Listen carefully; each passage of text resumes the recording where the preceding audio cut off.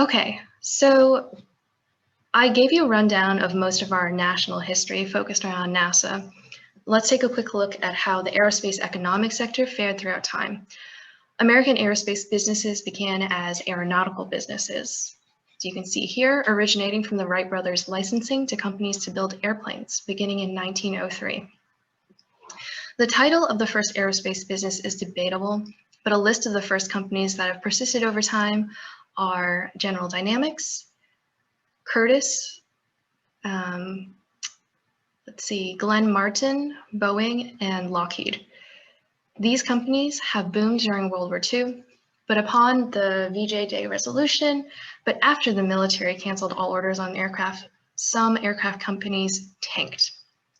Aerospace companies had to adapt to the technological advances in World War II and the needs of the Cold War, such as long-range strategic bombers like the Boeing B-47, high-speed, high-altitude experimental aircraft like the Bell X-1, guided missiles that were created by Raytheon, Sperry, and Hughes, and jet engines, which were dominated by McDonnell Aircraft and Lockheed.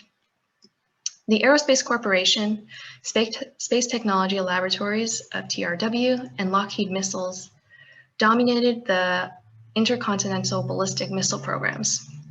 After the Cold War, the US Congress significantly decreased defense spending, leading to many great aerospace business mergers, particularly in the 1990s. What I call the Great Merge produced what is colloquially called the Big Five, which is Lockheed Martin, Boeing, Raytheon, Honeywell, and Northrop Grumman. The modern aerospace business zeitgeist has been coined New Space, likely inspired by the Silicon Valley startup culture, billionaire philanthropists, and monotonically decreasing low barriers to space.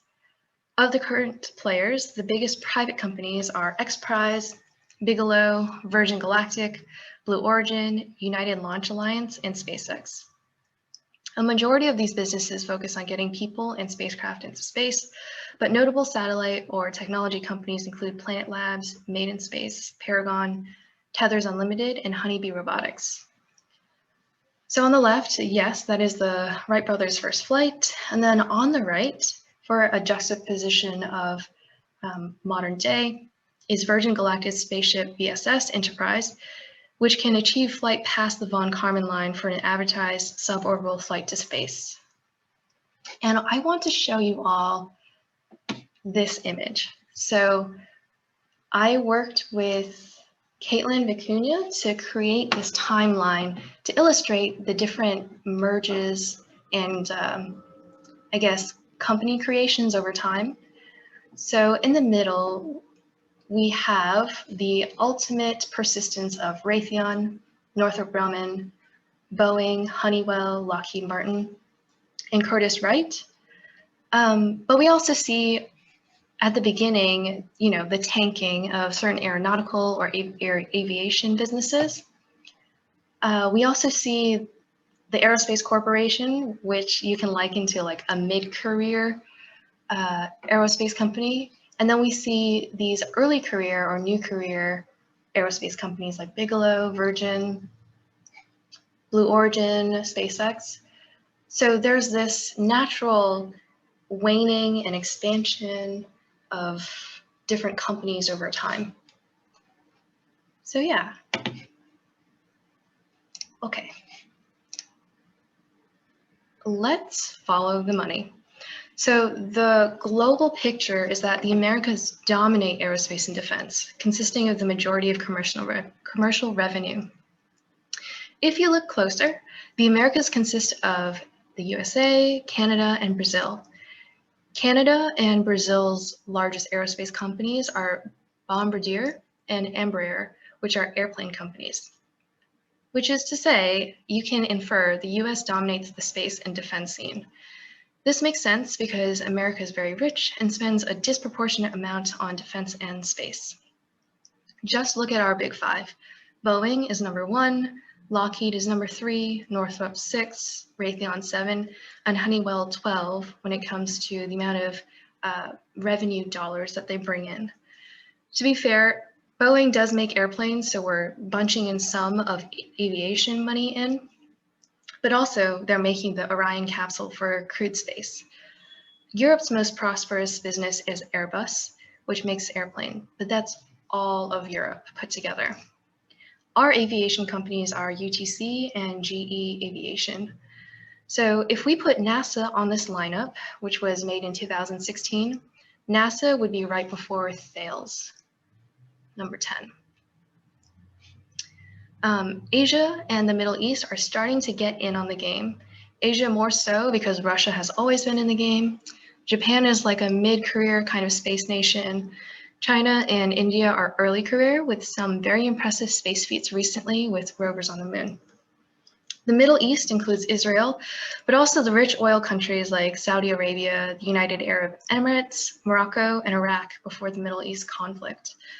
Although not marked on the infographic on the left, African countries have been involved in space, but maybe not at the commercial level. My reflection over the years and focusing on the topic of global involvement in space is that space is a luxury field.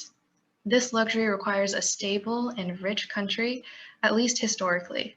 North America has had a huge advantage historically, but in the recent past, small satellites enable smaller programs, which requires less money. So here I have a question. Is there a push for more defense? Come on. More defense spending in space because of other countries and commercial access to space? So I think that my perspective tells me America has a defense spending complex. And because we try to stay on the cutting edge of technology, space is one of those frontiers. As we just discussed, Europe focuses more on societal technologies like air transport. I hope that answers your question. Okay. And then I had this slide about small satellites in recent past. Because we were just talking about industry, I wanted to show you a couple of different CubeSat missions that were succeeding. So here we have Planet Labs, which is offering video imagery, high resolution video imagery of the Earth with these, I think they're called doves, and it's a constellation. Here we have Starlink illustration, which is SpaceX's venture to provide satellite internet to as many people as possible on Earth. I think the main focus are people who are in remote areas or at sea, for example. So the question, can private businesses focus on space exploration to survive without tax money at the moment? And the answer is yes. I think that we're seeing a very cool shift where space, I wouldn't say space exploration per se, but commercial space services are starting to become profitable. And I think there are several reasons. And it comes down to this second question over here. Are these off-the-shelf devices purpose made with the spacecraft in mind to cater to the growing market and interest, or is the field of spacecraft design growing so fast that engineers need to design around off-the-shelf parts to get satellites in the air faster? So I think it's a cycle. These CubeSats, these constellations, are starting to be profitable business ventures. And so the need to streamline different technologies to put these satellites in space is higher. There's also less overhead cost to building these smaller satellites as opposed to the NASA flagship missions, for example. These small satellites, you'll note that the Starlink and the Planet Lab satellites are constellations. So that means there's a multitude of them, of satellites that are identical in construction. So it makes sense to create a batch of the same kind of components, whereas for the NASA missions, pretty much NASA focuses on unique and innovative missions that don't have multiple parts that are necessary for future missions. On the right, bottom right, you'll see NASA JPL's Marco. So NASA is also getting into the CubeSat game. This one is very impressive in the way that it went to Mars, which is the first interplanetary small satellite. So what am I trying to say? It's just a very exciting time to get into small satellites. I mean, the reason why we're here today talking is because I have a small satellite that you all can work on at the undergraduate level. Like, this could be you. Oh, and that brings me to the question about what is the typical path of an aerospace engineering undergraduate.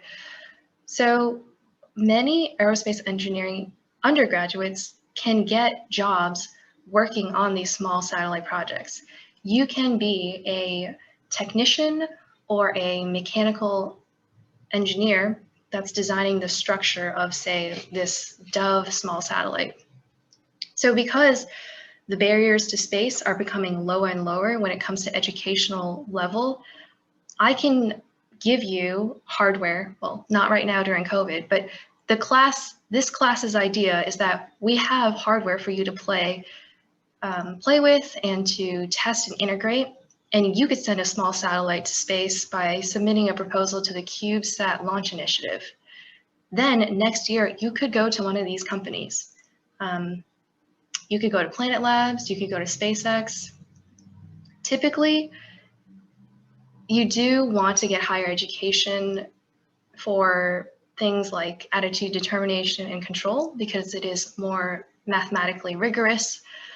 There are certain subfields to satellite design, integration, and testing that require higher education. But for the most part, aerospace engineers can get an industry job. If you want to go to a government lab, that kind of straddles the boundary between a university and industry where you're doing new and innovative things. So it requires higher education. Then finally, academia, which is the least chosen field for aerospace engineers, but which is the path that I chose, you need a PhD. And you do more research heavy stuff instead of churning out, a mass of similar satellites. Okay, so I'm debating whether I want to talk about political wins at this point. I think what I'm going to do is stop here and then give you all some space for questions, and then we can review what we're going to do tomorrow.